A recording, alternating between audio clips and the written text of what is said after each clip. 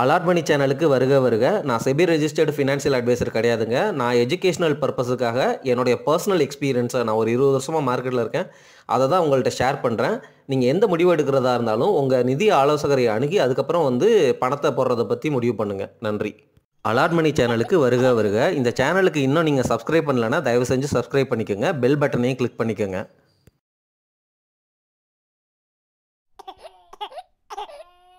இந்த வீடியோ பதிவில் ரெகுலராக வருமானம் வரணும்ப்பா, ஆனால் எனக்கு மணி சேஃபாக இருக்கணும்.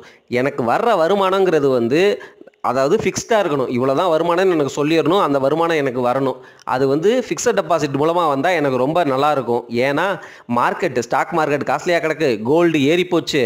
நான் கொஞ்சம் நிம்மதியாக இருக்கணும்னு நினைக்கிறேன். அதே சமயம் கொஞ்சம் அதிகமாக வட்டி கிடைக்கிறதுக்கு வாய்ப்பு இருக்கா அப்படின்னு கேட்டால் கண்டிப்பாக இருக்குது. அதுக்கான டீட்டெயிலை தான் நான் இந்த வீடியோ பதிவில் உங்ககிட்ட ஷேர் பண்ண போகிறேன். ஆனால் அதுக்கு முன்னாடி நம்ம சேனலில் நிறைய வீடியோஸ் போட்டோம். பஜாஜ் ஃபினான்ஸ் எஃப்டி பற்றி பேசிட்டோம், ஸ்ரீராம் ஃபினான்ஸ் எஃப்டி பற்றி பேசிட்டோம், அவங்களுடைய கிரெடிட் ரேட்டிங் டிஃப்ரென்ஸை பற்றி பேசிட்டோம். கிரெடிட் ரேட்டிங் பிரகாரம் ஸ்ரீராம் ஃபினான்ஸுக்கு கிரெடிட் ரேட்டிங் கம்மி, அதனால் அங்கே நீங்கள் அதிகமாக ரிஸ்க் எடுக்கிறீங்க அப்படிங்கிற மாதிரி பேசியிருக்கிறோம். பஜாஜ் ஃபினான்ஸில் கிரெடிட் ரேட்டிங் ஜாஸ்தி, ஓரளவு நீங்கள் எனக்கு நம்பகமாக தெரியுது அப்படிங்கிற மாதிரியும் சொல்லியிருக்கிறேன். இது மாதிரி ஃபினான்ஸ் கம்பெனிகளில் நீங்கள் போனீங்கன்னா உங்களுக்கு இன்சூரன்ஸ் கிடைக்காது அப்படிங்கிற மாதிரி நான் பேசியிருக்கிறேன். அது ஆர்பிஐ ரெகுலேஷனுக்கு கீழே வந்தாலும் அதெல்லாம் என்பிஎஃப்சி, அதாவது நான் பேங்கிங் ஃபினான்ஷியல் இன்ஸ்டிடியூஷன்ஸ். இப்போ நான் பேச போகிறது எல்லாமே ஸ்மால் ஃபினான்ஸ் பேங்க்ஸ். கரெக்டுங்களா? ஸ்மால் ஃபினான்ஸ் பேங்க்ஸை நான் இப்போ ஏன் பேசுகிறேன் அப்படின்னா, நான் ஆல்ரெடி பேசியிருக்கேன். சூரியோதய் ஸ்மால் ஃபினான்ஸ் பேங்கை பற்றியெல்லாம் உங்ககிட்ட பேசியிருக்கேன் பல வீடியோக்களில். ஆனால் இப்போ பேசுகிறதுக்கான காரணம் என்ன அப்படிங்கிறதையும் ஒரு வீடியோவாக இப்போ தான் போட்டிருக்கிறேன். முன்னாடி February 2025 முடிவெடுங்க அப்படிங்கிற மாதிரி அதற்கான காரணத்தையும் அதில் எக்ஸ்பிளைன் பண்ணியிருக்கேன். அதனால் இந்த வீடியோ பதிவு இந்த February 2025 நீங்கள் ஓரளவு முடிவெடுக்கிற மாதிரி முடிவு எடுத்தீங்கன்னா உங்களுக்கு பெட்டர் ரிட்டர்ன், அதாவது பெட்டர் வட்டி உங்களுக்கு லாக் செய்யப்படும். அந்த வட்டி மூலமாக நீங்கள் 2 வருஷமோ 3 வருஷமோ இல்லை 5 வருஷம் கூட அந்த எஃப்டி ஸ்கீம்ஸ் இருக்குது. அந்த ஸ்கீமில் நீங்கள் சீனியர் சிட்டிசனாக இருந்தால் இன்னும் கொஞ்சம் கூட அதிகமாக வட்டி கிடைக்கும். எந்த ஸ்கீம் உங்களுக்கு சூட்டபுளாக இருக்குது அப்படிங்கிறத பார்த்து நீங்கள் சூஸ் பண்ணிக்கலாம். ஆனாலுமே அதில் சில நுணுக்கங்கள் இருக்குது. அது பிரகாரம் நீங்கள் சூஸ் பண்ணி இன்வெஸ்ட் பண்ணும் பொழுது தான் உங்களுக்கு உங்கள் மணியும் சேஃபாக இருக்கும், ரிட்டர்னும் ரெகுலராக வரும். அதனால் நீங்கள் பீஸ்ஃபுல்லாக இருக்கலாம். அதனால் இந்த வீடியோவை தொடர்ந்து கேளுங்க. கொரோனா டைமில் ஆர்பிஐ ஸ்மால் ஃபினான்ஸ் பேங்க்ஸ் எல்லாமே தன்னோட கண்ட்ரோல் கீழே வரும். அதனால் அதுக்கு 5 லட்சம் ரூபாய் வரைக்கும் அந்த டெபாசிட் கேரண்டி இன்சூரன்ஸ் மூலமாக தரப்படும் அப்படிங்கிற மாதிரி ஒரு அனௌன்ஸ்மெண்ட்டை விட்டாங்க. அப்போலேருந்து தான் என்னைய மாதிரி ஆட்கள்லாம் நம்பி ஸ்மால் ஃபினான்ஸ் பேங்கில் எஃப்டி போடுறத ஒரு வழக்கமாக ஆக்கியிருக்கிறோம். ஆனாலும் 5 லட்சம் ரூபாய் தான் உங்களுக்கு மேக்ஸிமம் இன்சூரன்ஸ் அமௌண்ட் அப்படிங்கிறதுனால நம்மளுடைய ஸ்ட்ராட்டஜி நல்ல ஸ்மால் ஃபினான்ஸ் பேங்க்கை ஐடென்டிஃபை பண்ணி அந்த ஸ்மால் ஃபினான்ஸ் பேங்க்கில் எது வட்டி நமக்கு அதிகமாக தர்றாங்களோ அந்த ஸ்மால் ஃபினான்ஸ் பேங்க்கில் 5 லட்ச ரூபாய் வரைக்கும் முதலீடு பண்ணுறோம். அந்த 5 லட்ச ரூபாய் முதலீடுமே எந்த பீரியட், அதாவது 2 வருஷத்துக்கோ 3 வருஷத்துக்கோ 5 வருஷத்துக்கோ எவ்வளோ வட்டி, நம்ம சீனியர் சிட்டிசனாக இருந்தால் அதுக்கு ஏதாவது எக்ஸ்ட்ரா தராங்களா இப்படின்னு நம்ம செக் பண்ணிவிட்டு முதலீடு பண்ணணும். உங்களுக்கு ஸ்ட்ராட்டஜி புரிஞ்சிருச்சுல்ல? நிறைய ஸ்மால் ஃபினான்ஸ் பேங்க்ஸில் 5 லட்ச ரூபாய் நம்ம பிரித்து எஃப்டி போட போகிறோம். அதுதான் கான்டெக்ஸ்ட்டு.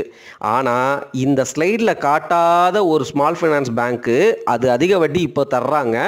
அதையும் நான் உங்ககிட்ட கடைசியாக 12வது பேங்க்காக நேம் சொல்ல போகிறேன். சரிங்களா? இப்போது இந்த பேங்க் லிஸ்ட்டிலேயே, அதாவது இந்த ஸ்மால் ஃபைனான்ஸ் பேங்க் லிஸ்ட்டிலேயே எந்தெந்த பேங்க்லாம் அதிகமாக வட்டி தர்றாங்க அப்படிங்கிறத நீங்கள் முதல்ல செக் பண்ணணும். அப்படின்னா இந்த north east small finance bank அப்படிங்கிற ஃபினான்ஸ் பேங்கை செக் பண்ணுங்கள். அதுக்கப்புறம் உத்கார்ஸ் ஸ்மால் ஃபினான்ஸ் பேங்க் அப்படின்னு இருக்குது, அதையும் செக் பண்ணுங்கள். அதுக்கப்புறம் சூரியோதய் ஸ்மால் ஃபினான்ஸ் பேங்க்கையும் செக் பண்ணுங்கள். சரிங்களா? ஆனால் 2வது பிளேஸ் யூனிட்டி ஸ்மால் ஃபினான்ஸ் பேங்க்னு ஒன்று இருக்குது. சரிங்களா? அதையும் செக் பண்ணுங்கள். அதுக்கப்புறம் மற்ற ஸ்மால் ஃபினான்ஸ் பேங்க்கையும் நீங்கள் போய் செக் பண்ணுங்கள், அவங்களோட சைட்டை செக் பண்ணுங்கள். சரிங்களா? இப்போ நான் என்ன சொல்ல வரேன்னு உங்களுக்கு புரிஞ்சிருச்சு. எல்லா ஸ்மால் ஃபினான்ஸ் பேங்க்லேயும் 5 லட்ச ரூபாய் வரைக்கும், அதாவது உதாரணமாக நீங்கள் ரெகுலராக வருமானம் நீங்கள் பேங்க் அக்கௌண்ட்டில் கிரெடிட் ஆகிற மாதிரி வச்சுக்கிட்டீங்க அப்படின்னா நீங்கள் 5 லட்சம் வரைக்கும் போட்டுக்கலாம், மாதம் வட்டி எடுக்கிற மாதிரி இருந்தால். இல்லை நீங்கள் மொத்தமாக மெச்சூரிட்டி வரைக்கும் வச்சுக்க போகிறேன் அப்படின்னா நீங்கள் வந்து கொஞ்சம் ரிஸ்க் எடுக்கிறீங்க அப்படிங்கிறத புரிஞ்சுக்கோங்க. ஏன்னா சப்போஸ் உங்களுடைய இன்ட்ரெஸ்ட்டு 5 லட்சத்துக்கு மேலே போயிடுச்சு, இந்த பேங்க் திவால் ஆச்சு, அவ்வளோ சீக்கிரம் ஆகாது, டெபாசிட் வந்து திருப்பி கொடுத்துருவாங்க. பட் இருந்தாலும் ஒஸ்ட் கேஸுக்கு அப்படி ஆச்சு அப்படின்னா உங்களுடைய 5 லட்சம் மட்டும்தான் உங்களுக்கு திருப்பி தரப்படும். அந்த இன்ட்ரெஸ்ட் காம்பனண்ட் மேபி வராமல் போகலாம். அதுக்காக நீங்கள் அந்த மாதிரி பர்சனாக இருந்தால் 3 லட்சம் வரைக்கும் வந்து போட்டுட்டு அந்த இன்ட்ரெஸ்ட் காம்பனண்ட் எவ்வளோ வருதோ, அதாவது 5 வருஷத்துக்கு நீங்கள் வந்து மொத்தமாக போட்டுட்டு வட்டியையும் அசலையும் திருப்பி எடுக்க போகிறீங்க அப்படின்னா அந்த இன்ட்ரெஸ்ட் எவ்வளோ வருங்கிறத நீங்கள் பார்த்துட்டு அந்த அமௌண்ட்டுக்கு ஏற்ற மாதிரி உங்களுடைய பிரின்சிபல் அமௌண்ட்டை அட்ஜஸ்ட் பண்ணிக்கோங்க அப்படிங்கிற கான்டெக்ஸ்ட்டை தான் நான் சொல்ல வர்றேன். அதுக்கப்புறமும் நீங்கள் வந்து இல்லை நான் 5 லட்சம் வரைக்கும் போகிறதுக்கு ரெடி, இல்லை அதுக்கு மேலேயும் நான் வந்து போடுறேன், எனக்கு இந்த பேங்க் நல்லா தெரியும் அப்படின்னா ஒவ்வொரு பேங்க்குக்குமே ஒரு கிரெடிட் ரேட்டிங் இருக்கும். அதாவது இந்த டெபாசிட் ஸ்கீம்ஸுக்குன்னு ரேட்டிங் இருக்கும். அது அட்லீஸ்ட்டு A1+ மேலே AA அந்த மாதிரி இருக்கான்னு பார்த்துக்கோங்க. சரிங்களா? A1+ அப்படிங்கிறது வந்து நான் எதை வச்சு சொல்கிறேன் அப்படின்னா, நான் ஈக்விட்டா ஸ்மால் ஃபினான்ஸ் பேங்க்கில் கொரோனா டைமில் FD போட்டிருந்தேன். அந்த டைமில் வந்து A1+ இருந்துச்சு. ஆனால் அதே சமயம் ஜனா ஸ்மால் ஃபினான்ஸ் பேங்க்லையும் நான் வந்து FD போட்டிருந்தேன். ஆனால் ஜனா ஸ்மால் ஃபினான்ஸோடைய கிரெடிட் ரேட்டிங் பார்த்தீங்கன்னா BB அந்த ப்ளஸ் அப்படின்னு இருந்துச்சு. அதனால் நான் பயந்துட்டு ஜனா ஸ்மால் ஃபினான்ஸ் பேங்க்கில் இருந்த அந்த FDயை வந்து உடச்சி எடுத்துட்டேன். ஈக்விட்டா ஸ்மால் ஃபினான்ஸ் பேங்க்கில் மட்டும்தான் வச்சுருந்தேன். சரிங்களா? A1+ ஓரளவு டீசெண்டான கிரெடிட் ரேட்டிங். பட் அகைன் நம்ம 5 லட்சம் லிமிட் அப்படிங்கிறத கான்சன்ட்ரேட் பண்ணி போடுறதுனால உங்களுக்கு ரிஸ்க் வந்து இருக்காது. நான் சொல்கிறது எல்லாமே நீங்கள் கிளியராக புரிஞ்சுக்கணும். நான் பல பாயிண்ட்ஸை வந்து இங்கே மிக்ஸ் பண்ணி பேசியிருக்கிறேன். நீங்கள் வந்து அதை கிளியராக புரிஞ்சுக்கிட்டு உங்களுடைய ரிஸ்க் ப்ரொஃபைலுக்கு ஏற்ற மாதிரி நீங்கள் வந்து போட்டுக்கோங்க. FD வந்து சேஃபு தான், ஆனாலும் 5 லட்சம் தான் இன்சூரன்ஸு. 5 லட்சம் இன்சூரன்ஸுக்கு மேலே நீங்கள் வட்டி காசு வந்துச்சுன்னா, சப்போஸ் பேங்க் திவாலாச்சுன்னா உங்களுக்கு வந்து அந்த காசு வந்து வராது. 5 லட்சம் தான் திருப்பி கொடுப்பாங்க. சப்போஸ் நீங்கள் வந்து இல்லை 5 லட்சத்துக்கு மேலேயும் நான் போடுறேன், பேங்க் திவாலாகாது, அப்படிலாம் நடக்கிறது ரொம்ப ரேர் சான்ஸ் தான் அப்படின்னு நீங்கள் நினைக்கிற பர்சனாலிட்டியாக இருந்தால் வெல் அண்ட் குட். ஒரே பேங்க்லேயே கூட நீங்கள் வந்து அதிகமாக வச்சுக்கோங்க. ஆனால் வைக்கிற சமயத்தில் நீங்கள் அந்த பேங்க்கோடைய டெபாசிட் ஸ்கீமுக்குன்னு வந்து ஒரு கிரெடிட் ரேட்டிங் ரெகுலராக கொடுத்துட்டே இருப்பாங்க. ஒரு 6 மாதத்துக்கு ஒரு தடவை, ஒரு வருஷத்துக்கு ஒரு தடவை கொடுப்பாங்க. அதை செக் பண்ணிக்கோங்க பீரியாடிக்கலாக. அது நெட்டில் சர்ச் பண்ணாலே உங்களுக்கு கிடச்சிரும். அதுக்கப்புறம் நான் சொன்ன இந்த 4 bank, north east, unity small finance bank, Utkarsh, அதுக்கப்புறம் சூரியோதய் ஸ்மால் ஃபைனான்ஸ் பேங்க், இந்த 4 பேங்க்லேயும் உள்ள FD ரேட்டை நீங்கள் செக் பண்ணிவிட்டு அதுக்கப்புறம் மற்ற ஸ்மால் ஃபினான்ஸ் பேங்க்கில் உள்ள FD ரேட்டையும் செக் பண்ணுங்கள். ஏன்னா இந்த 4 பேங்க் தான் இப்போதைக்கு 9% மேலெலாம் வந்து வட்டி தர்ற மாதிரி எனக்கு தெரியுதுங்க. உங்களுக்கு பிடிச்ச ஸ்கீமை சேஃபாக வந்து செலக்ட் பண்ணிக்கோங்க. அதுக்கப்புறம் முக்கியமான விஷயம், இந்த 11 பேங்க்லையும் நீங்கள் வந்து FD போடணும் அப்படின்னா எல்லா பேங்க்லையும் சேவிங்ஸ் அக்கௌண்ட் ஓப்பன் பண்ணணும்னு அவசியம் கிடையாதுங்க. நீங்கள் அவங்க சைட்லேயே டைரெக்டாக FD வந்து போட்டுக்கலாம், சேவிங்ஸ் அக்கௌண்ட் இல்லாமலே. அது எப்படிங்கிறதையும் நீங்கள் வந்து அந்த சைட்டில் பாருங்கள், இல்லை வந்து அந்த பேங்க்குக்கு கால் பண்ணி கேட்டுக்கோங்க. அது மூலமாக உங்களுக்கு பெட்டர் FD ரிட்டர்ன்ஸ் சிம்பிளாகவே வந்து வர்றதுக்கு வாய்ப்புகள் இருக்குது. சரிங்களா? இந்த ஐடியா தான் நான் உங்கள்கிட்ட கொடுத்துட்றேன்.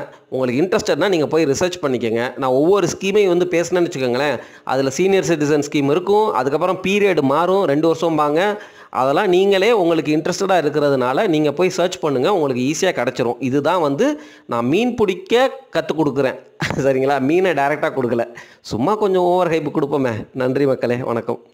அப்புறம் மிக மிக முக்கியமான விஷயங்க, எல்லா பேங்க் நேம்லையும் ஸ்மால் ஃபினான்ஸ் பேங்க் தானா அப்படின்னு இருக்கிறதான்னு செக் பண்ணிக்கோங்க. நீங்கள் பாட்டு கோஆப்ரேட்டிவ், அந்த சொசைட்டி பேங்க்கு, அப்புறம் கூட்டுறவு வங்கி லிமிடெட்னு சொல்லி ஏதாவது பேங்க்கில் போட்டுட்டு அதுக்கு இன்சூரன்ஸ் இருக்குன்னு நீங்களாக அஸ்யூம் பண்ணிக்காதீங்க.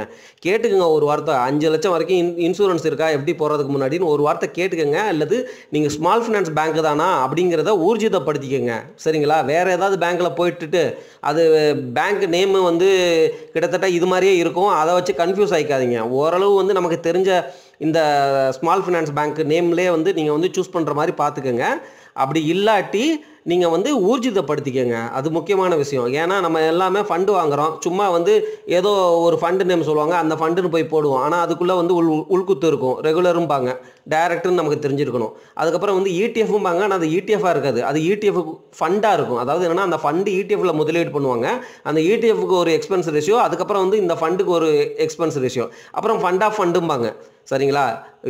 எல்லாமே ஒரே மாதிரி இருக்கும். இந்த கன்ஃபியூஷனில் இருந்து உங்களுக்கு கிளாரிட்டி வரணும் அப்படின்னா நீங்கள் ஒரு கஸ்டமர் கேருக்கு கால் பண்ணுங்கள், இல்லை வந்து நீங்களே வந்து சைட்டில் பார்த்து இது ஸ்மால் ஃபைனான்ஸ் பேங்க் தானா, இன்சூரன்ஸ் இருக்கா அப்படிங்கிறத ஊர்ஜிதப்படுத்திக்கங்க.